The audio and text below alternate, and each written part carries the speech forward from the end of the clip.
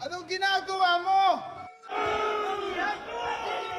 Kukuha ako ng mga taga-suporta para sa atin. Masabi ko, tinawag mo siyang dagalang-dalang. Siya ang responsabele sa pagkamatay ng 1 bilyong tao. 1 bilyon ng ating mga kapatid. 1 bilyon! Sige! Mga tao, alam kong narinig nyo na ang parabola ng matandang babae nagpapakain ng buwaya. Umaasang siya ang huling kakainin o baka hindi siya kainin. Ang mga kaliwang politiko natin sa labor ay parang matandang babae at ang Islam ay parang buwaya. Daya na lagi kong sinasabi, hindi mo kailangan mag-imbento ng bago. Tingnan mo lang ang nangyayari sa UK. Laging pinagbibigyan ng Labour Party ang mga Muslim para sa buto. Pero sa huli, lumipat din sila ng panig. Ngayon, bumubuto na ang mga Muslim sa Britanya para sa Greens, isang radical na sobrang kaliwang woke na partido. At ang Labour Party ay naiwan naguguluhan.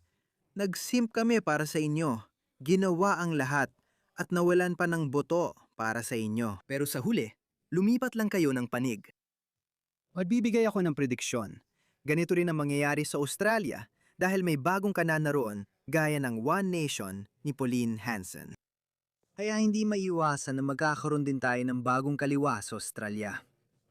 At hindi maganda ang panig na yon. At yon ang magiging Greens. Buti na lang, hindi kasing dami ng sa UK ang Muslim dito. Pero marami pa ring sobrang kaliwang woke na tanga sa Australia. Kaya posible talaga na maging bagong kaliwa ng Australia ang Greens. Bakit ko ba sinasabi ito sa inyo? Ngayong araw, naranasan mismo ni Anthony Albanese ang ganitong sitwasyon. Tingnan ninyo ito. Nagdesisyon si Anthony Albanese na pumunta sa Lakemba Mosque. Sa lahat ng mosque, ang pinakamatinding mosque sa Australia, ang Lakemba Mosque. Ang pinuntahan niya para suyuin ang mga Muslim at batiin sila ng maligayang Eid. Akala niya makakakuha siya ng magagandang litrato, palakpakan, at papuri mula sa mga Muslim na magsasabing, mahal ka namin at iboboto ka namin habang buhay. Pero nagulat siya dahil hindi natuwa ang buwaya sa pagkain na iniaalok ng matandang babae. Tingnan mo. Kaya si Anthony Albanese ay nakaupo sa sahig sa likod ng lalaking ito. May ilang Muslim na galit at nagsisigaw. Akala mo ba pareho sila ng interes ng kanluran, daya ng laban sa terorismo at pabor sa demokrasya? Hindi. May sarili silang pananaw. Kahit anong pagpapakababa ng mga bansang kanluranin, hindi pa rin magtatagpo ang mga interes nila. Binabanggit ito ng mga Muslim kapag pakiramdam nila ay may demonyo sa paligid. Siguro alam nyo na kung sinong tinutukoy nila. Mga taga-suporta na patpatay ng lahi! Allahu Akbar! Allahu Akbar! Allahu Akbar! Nagulat ako na hindi agad nagtago si Anthony Albanese. Kasi kadalasan kapag may sumisigaw ng Allahu Akbar, may masamang nangyayari.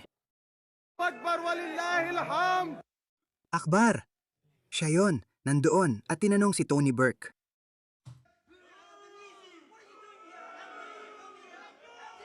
Atakihin sana sila ng lalaking ito. At hindi ito ordinaryong mosque mga pare. Maraming tao na sumali sa ISIS, dati silang bumibisita sa mosque na ito. At marami talaga. Tingnan mo, nakaupo lang siya na parang tupa. Napakakawawang nilalang. Pathetic creature.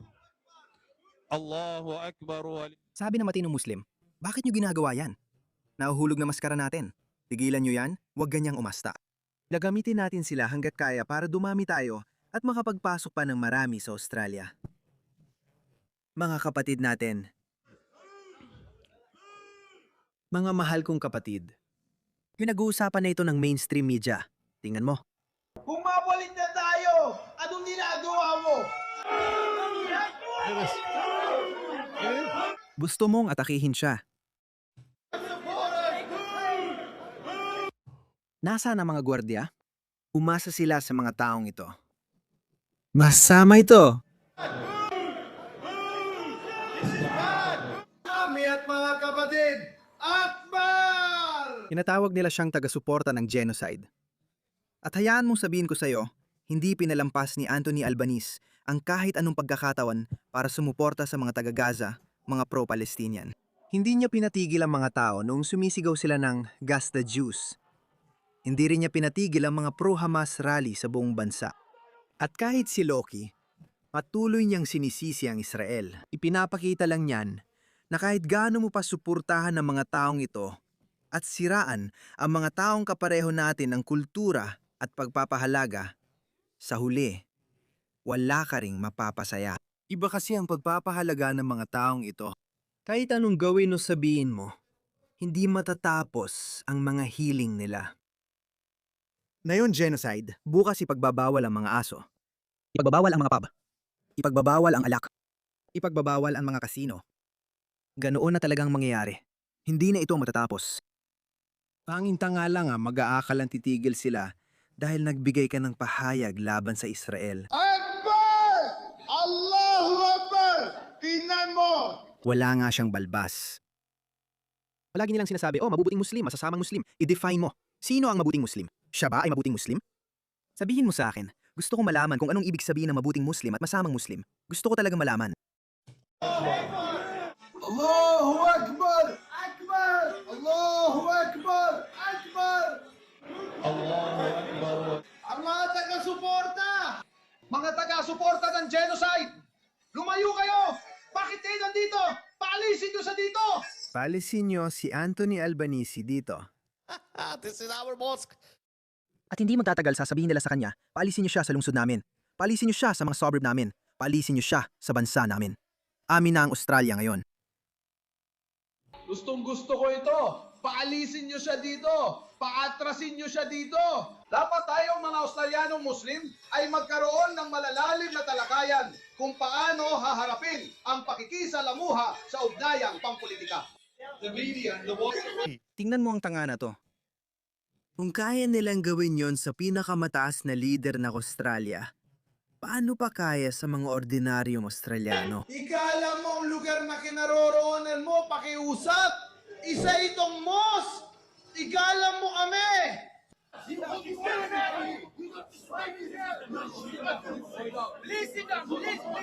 Umupo na po kayong lahat, pakiusap. Umupo kayo.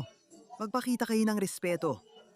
Naimbita natin ang mga politiko para maganda ang pakiramdam natin tungkol sa sarili natin. Hindi naman talaga tayo nagkakaroon ng matibay at epektibong komunikasyon sa kanila tungkol sa mga isyung nakakaapekto sa ating komunidad. Wala ka talaga. Tinawag mo siyang kagalang-galang. Tinawag mo siyang kagalang-galang. Siya ang responsable sa paggastos ng 1 bilyong tao. 1 bilyong tao? Saan sila kumukuha ng numerong yan? Sa puwitan nila. 1 bilyon! 1 bilyon! 1 bilyon! Kasama ba dito ang mga maskara nila? Paralya, isa. Kumuha ka ng ilang mga litrato. Bakit mo siya pinoprotektahan? Ibigay mo siya sa amin. Ipakikita namin sa kanya ang lakas ng Islam. Wow. Nangyari ito ngayon, mga kaibigan.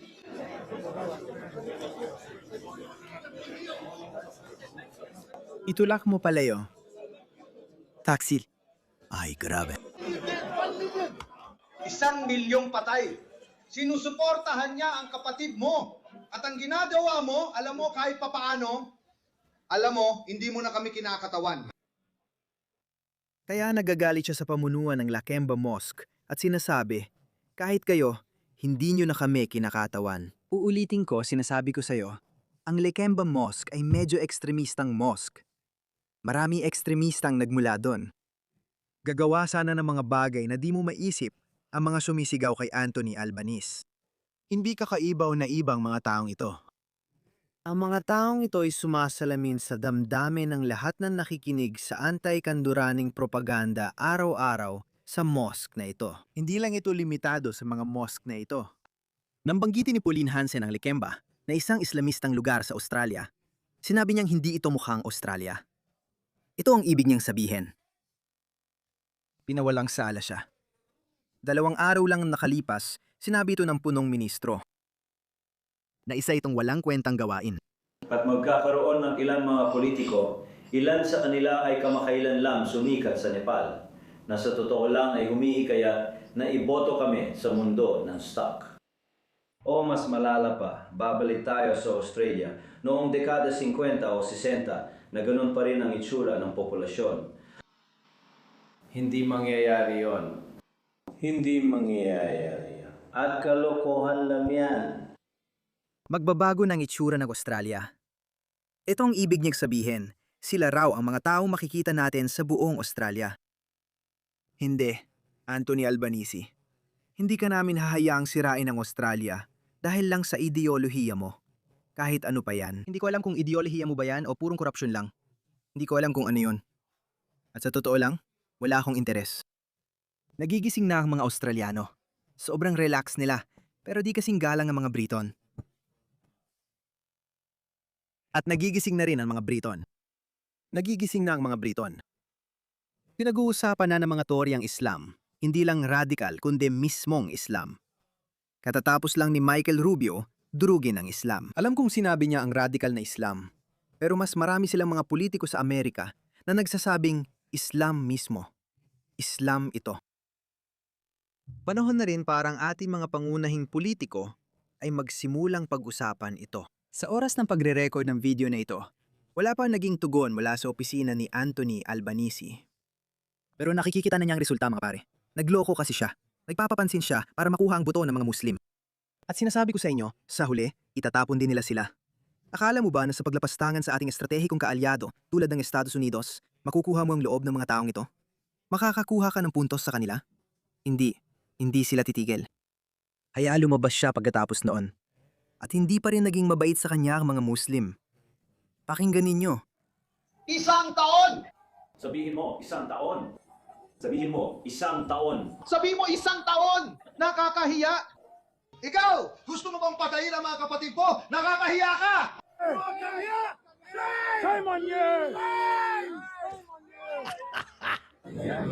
Tingnan mo ito. Isa pa ito. Ang gulo! Bakit mo siya pinoprotektahan? Nakita mo yung lalaking may malaking balbas na sumisigaw. Bakit mo siya pinoprotektahan? Ibigay mo siya, yan ang sabi niya. Alas 8:20 ng umaga.